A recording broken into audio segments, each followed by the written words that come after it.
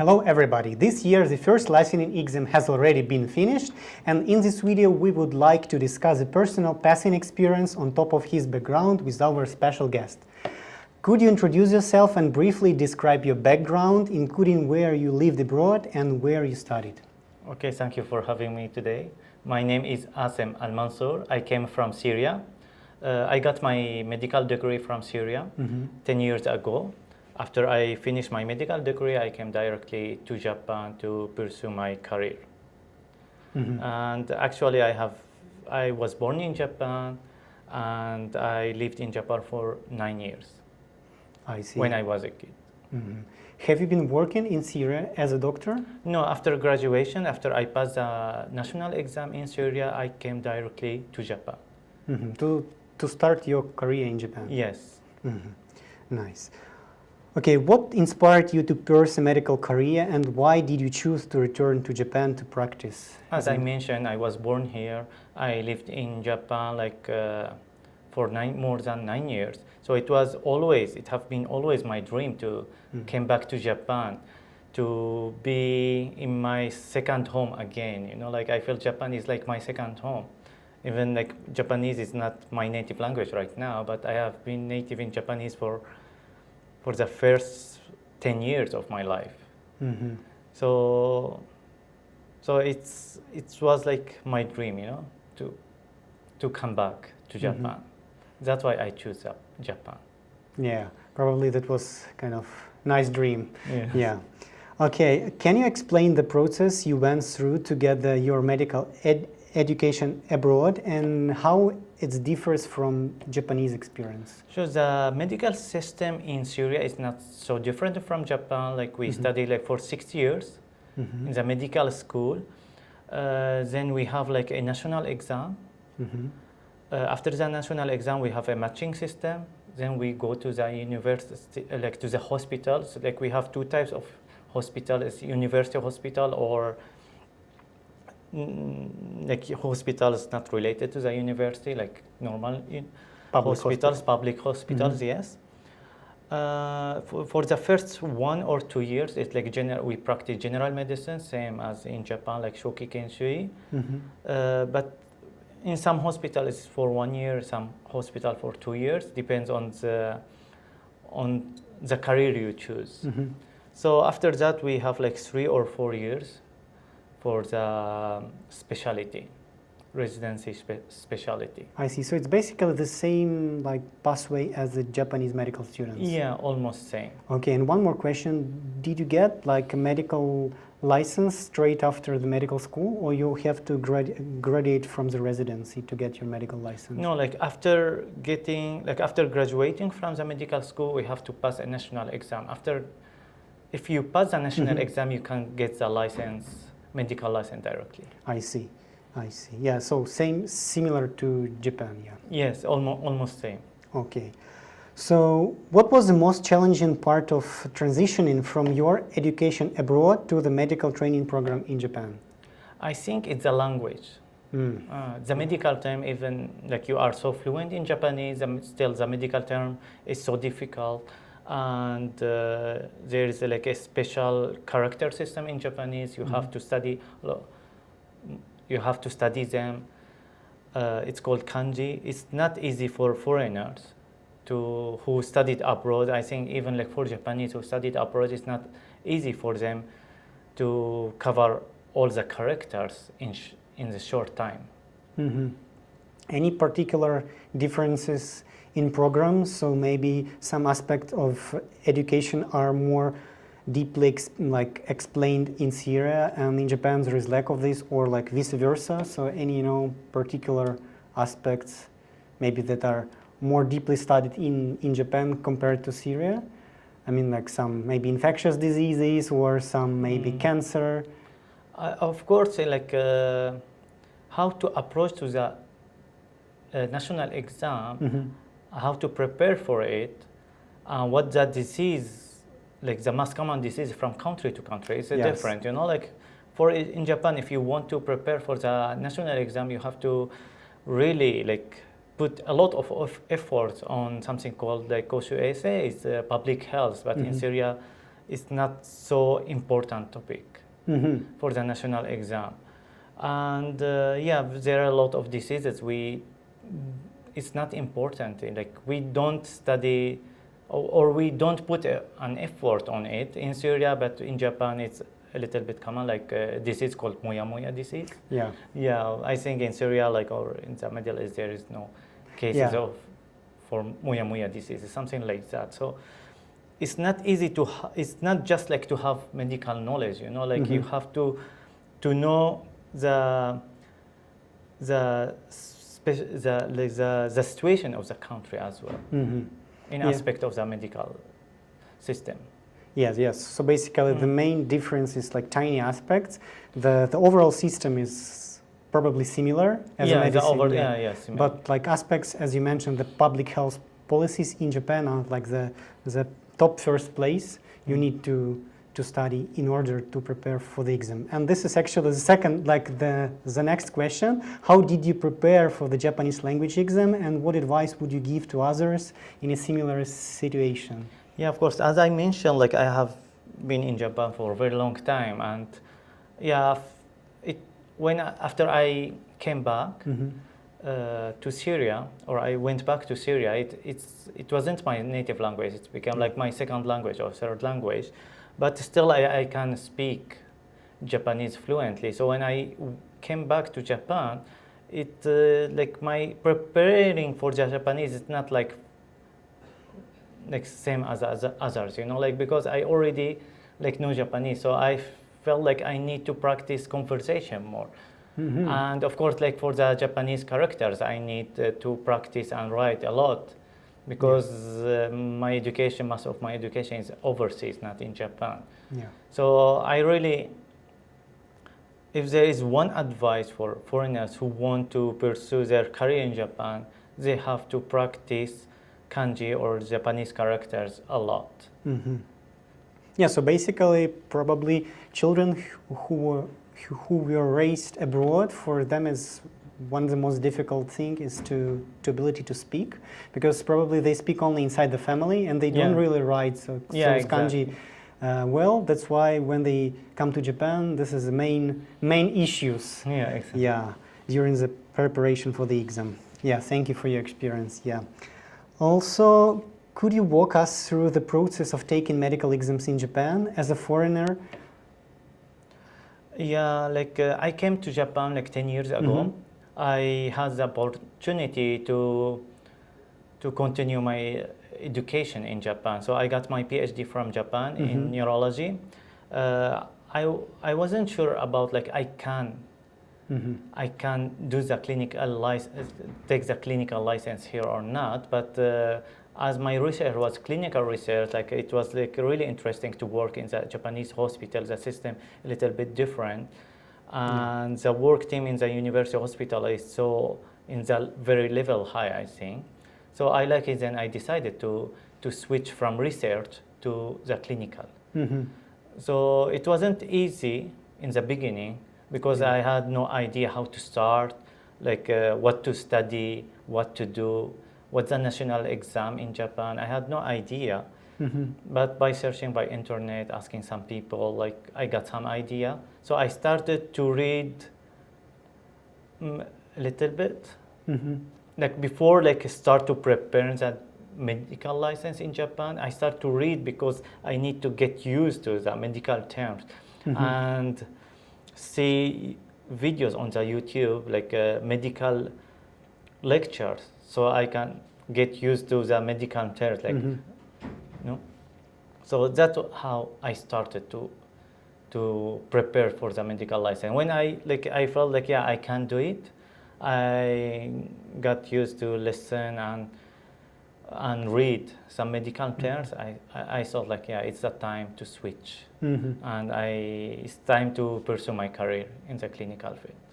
I see. So basically, do you recommend for others to start from the maybe research, not like a clinical practice? I mean, not like basically to come to Japan to try their forces, their ability to live in Japan, to make research in Japan, and then to continue as a clinician? No, I don't recommend that. It's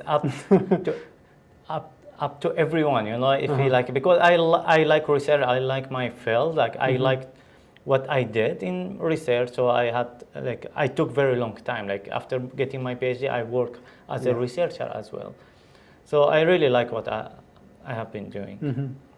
But I don't recommend, if you don't like research, it will take very long time. So maybe it's better to focus on your Japanese instead of ability, research. to study Japanese or something like that. For me, like I don't like to study language, you know. I like to practice it every day. So I will improve myself by just practicing every day. Yeah. So I chose research because like I got my PhD in Japan, so I had a chance to speak in Japanese every day and to present my my work in Japanese, to talk with Japanese doctors, with Japanese patients. So how I got improving my Japanese, I think. I see. Yeah. So probably if you're like trying to guess which road is better, so probably you need to decide from the beginning which pathway you should choose, because as Asem already mentioned, it could be a bit long way if you choose a research. That's why probably you have to focus on one from the beginning. Yes. Yeah, I see. The next question, how did you get into special training program at Juntendo? As I mentioned, it was so difficult to start like preparing for the medical license in Japan. Like in the beginning, I had no idea. So I was looking for like some information in the internet, like, you know, like I thought like maybe some people like me like wants to take the license in Japan, but they don't know, like maybe I can find information. I did my research in English. In the internet there was no information, enough information. Then I switched to Japanese. I thought like maybe even like some Japanese study abroad and they want to come back here. Then I found the Juntendo University program, and I really was surprised, like, you know, and I decided to apply it directly without any hesitation. I applied, but I thought that I will be the only foreigner in the program. Still, like the only foreigner is not easy, you know, like everyone will ask you like a lot of questions, but surprisingly, I wasn't the only foreigner in the program, you know, like many foreigners, many Japanese, many different backgrounds people, they are looking like pursuing just one career, the same as you, like, so it was easy for me like to start this the preparation. I see. Yeah, so probably it's very important to have somebody else nearby who is also doing the same job as you, because it's really nice when you can exchange some, you know, thoughts, some experience. You can share some training materials. Yeah, so the program itself is very nice chance to improve your knowledge and actually ability, like self-confidence in your ability. Yeah, and actually now the program is available in English, so it's probably will be easier to find for somebody who is trying to find the program in English. Yeah. Okay. So the next question, from your own experience, how does the medical practice in Japan differs from your like native country, Syria? Practice. Like a medical practice in Japan differs to Syria. Actually, I haven't practiced medicine in Syria. After, as I mentioned, after I got my license, I came directly to Japan. So I'm not sure how to answer this question, but just maybe overall the medical system. I think the work team in Japan like so much better than in Syria. In Syria, it's more individual experience or individual opinion, even at the university hospital.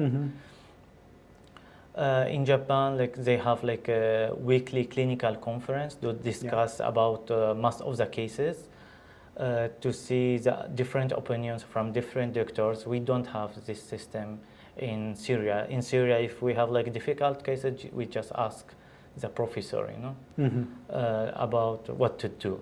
Yeah, I see. So probably it's kind of Japanese unique feature. They like to discuss everything. I think that's why they created the whole system of conferences. So Yeah. I think for me as a guy from Europe, it also was a bit interesting to experience this, because every time you have a special meeting to discuss some patients, it's actually extremely nice to to share some thoughts about the clinical practice. And so maybe this is a way how they found the best treatment for exact patient. Yeah, exactly. Yeah, and what about the, some features of the medical system? What specialties are the most popular in Syria compared to Japan? Like any differences, So maybe some general medicine or like infectious diseases, gynecologists? I think in Syria, the most common specialty is gynecology and cardiology. Oh. Mm-hmm. Dermatology is among the girls. Mm-hmm. It's so common because no emergency in dermatology, so it's so common and so competitive. So in general, boys cannot get into the dermatology. I see. Any differences between surgical specialties and therapeutic specialties? Surgical specialty in Syria, it's more common among boys. Mm-hmm. In Japan, you can find like girls practice surgery, but in Syria, most of the girls, they don't prefer surgery. I think, the big difference. Yeah, because I think the work-life balance in surgery is a bit weak. Yeah, exactly. That's why girls prefer to do some in easier Japan, job. they work hard. Yeah. Harder than like Syrian, I think. So that's why girls don't prefer surgery in Syria. I see. That's actually interesting difference. Yeah. Yeah, okay. So what advice would you give to foreigners who are interested in obtaining a medical license in Japan? Yeah, of course. Like in the first place, you need to love the culture, the country. Like you really know what are you going to choose, because Japan is not easy to get a license here because of the language barrier. So you really you want to believe in Japan from your heart. It's just not a chance, like you had no another chance to go another country, so you choose Japan just because maybe the food is delicious or something like that, or you want like a new experience. You really believe in this country, so you can put a lot of efforts to get a license. The language is not easy, especially for those who come from outside Asia, let's say. I agree with you, yeah. Yeah. So my advice for them, to study Japanese hard, and it's not just reading. You need to writing as well, to practice characters, because the characters is not easy.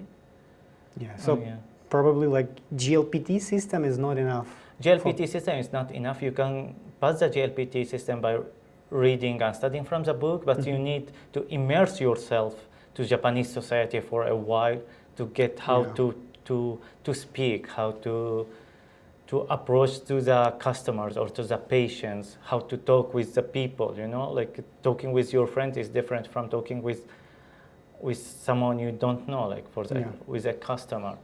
Yeah. So this is a big difference. You need to immerse yourself in the culture. Yeah, and probably the main difference is to feel yourself not a customer, but as a customer service officer. Because when you're a tourist in Japan, it's totally different because you are a customer. But if you're going to work as a medical doctor, you will be service provider. So that means you have to switch your attitude toward the work and actually Japan itself. Yeah, exactly. Yeah, I see. Are there any resources or support systems that you found particularly helpful during your journey? As I mentioned, when I found this program on the internet, the Juntendo University special program for those who got MD overseas, I applied, but I wasn't sure how it's helpful or what I'm looking for in this program. But I have been in this program for a while. I think it's so useful because they know, the professor here, they know your system is different from Japan. So they will teach you how to approach to the license exam and what's important in Japan and what is not important in Japan for the exam, and how to talk. They even teach you how to talk with patients, how to avoid some problem in the hospitals. They teach you the entire system, not only for the just passing the exam. And the most important thing, you are not alone. Like preparing for this a huge exam alone, it's so difficult. Yeah. So like in this program, like there are a lot of people around you, like from different backgrounds. Like you have the same, you are pursuing the same career, and you have the same, like the same pathway. So it's really helpful to be in this program because of the professors are like their teaching system is so good, and because there are students around you like doing the same thing as you, and all of them like studied overseas, so you are going through the same steps. Yeah. So probably the educational environment is very helpful in this case, because when you're trying to prepare for this kind of exams by yourself without any like Japanese related background, I mean except of language, it's a bit difficult because you don't know any tiny aspects, any details regarding the system, and as you already mentioned, the teachers and professors, they can guide you along the way how to what things are important, as you mentioned, and what not. So how to distinguish this, important thing and focus on them. Yeah, exactly. And already like a lot of foreigners got the license who graduate from this program. So it's not something impossible, but you need someone to guide you. Exactly. Yeah, and this is I think it's a unique program in Japan. Yeah. You cannot find like this program in another university or somewhere else. So, and there are very good, like many good, very success stories from this program. Yeah, I see. Okay, so how do you see your career progressing in Japan, and what are you going to do in future? What are your future plans? My future plan, because like as I mentioned, like I am interested in research as well, not only clinical. And my specialty is in neurogenetics. So in the future, I hope I can be like a medical doctor in university hospital. So just not doing the clinical, or I can do my research about the neurogenetic diseases, rare diseases, and it's not just like, in neurology, a lot of rare diseases, just there is no treatment, no cure for them. So I'm really interested in these aspects, and to put more effort. Of course, research is related to the clinic, but I think clinic is not enough. So I need like knowledge from research and clinic, and the university hospital is a good place to get knowledge from both sides. Yeah, so basically, probably if you will be a doctor and researcher at the same time, you will bring something useful to Japan, so. I hope so. Yeah, that's nice. And what changes and improvements would you like to see in the Japanese medical system to better support foreign trained doctors? I think the matching system in Japan for the residency is still difficult for many foreigners. They don't know how to do the matching system, and this is not the only problem. Another problem is like still in Japan, many hospitals, they don't accept foreigners because there are just only few foreigners who got a license in Japan. And even like we are so fluent in Japanese, we cannot speak like Japanese. It's not easy because our education is overseas, and we speak with our families not in Japanese. So, exactly. So I think they need to get to get a step about this issue, to accept more foreigners in the medical system. And the foreigners' patients are increasing. The foreigner population in Japan increasing so fast recently, and many doctors cannot speak in English. So I think doctors in Japan would be a good point, Yeah, so actually the demand on the foreign doctors is increasing because the population of foreigners in Japan is gradually increasing year by year, and I think the ability to talk to patient on your native language, for example, is very important. So I think foreigners are really, like, required to work in Japan. That's why we suggest some, loyalty like changes in terms of matching system. Yes. Yeah. And the final question: is there anything else you would like to share with our viewers about your journey or about the medical profession in Japan or life, maybe? Like as I say, like for foreigners, I really encourage them to study Japanese hard before like choosing this career. It's not easy, and it's not a game. Yeah. And you need to love the country, and because you will put a lot of effort.